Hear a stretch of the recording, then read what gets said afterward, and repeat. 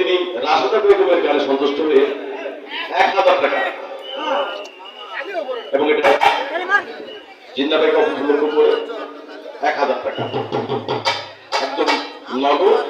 আমি একটু আগে বলছিলাম উনি থানা সভাপতি, আমি ইউনিয়ন সভাপতি, আমি একটু ছোট পদ, যে কারণে আমি একটু কমই দিই। আমার পার্সোনাল ভাবে আমি 500 টাকা ওনাকে দিচ্ছি।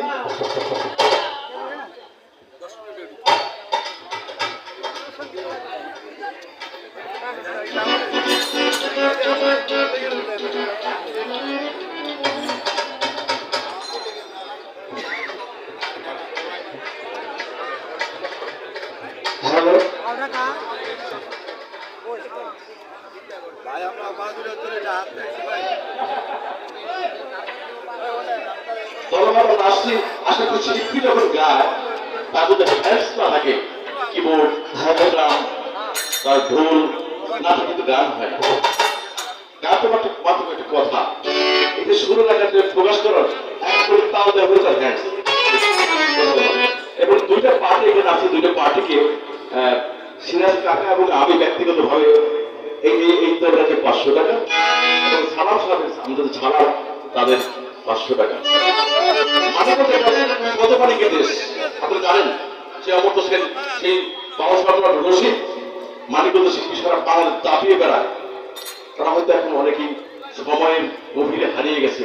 আমাদের নতুন প্রজন্ম মানিকগঞ্জ শিল্পীরা এখন ওরা সারা আমাদের দাপিয়ে বেড়ায়। সত্যি খুব ভালো লাগছে, আমরা মানিকগঞ্জ শিল্পীটা পেয়েছি, আমাদের খুব ভালো লাগছে। তো সবাইকে ধন্যবাদ। আমার পার্সোনাল একটা গিফট আছে, আমার খুব মায়া লাগছে ব্যক্তিগত ভাবে। মায়াটা অনেক একটা অন্ধ ছেলে কি বলবো কথা খুব ভালো লাগছে। সেই অন্ধ ছেলেটার জন্য আমার ব্যক্তিগত মায়া আছে, সে ব্যক্তিগত মায়া ওই ছেলেটাকে আমি 200 টাকা দিয়ে ভালো থাকবেন, সুযোগ থাকবে। ধন্যবাদ 200 টাকা দিয়ে গবেষণা করছে, তাতে তো ভেজাল লেখা গেছে যে নাকি।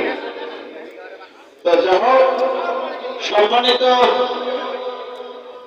গানবাদী ভাই বোনেরা, আপনারা আসছেন কিছু খাই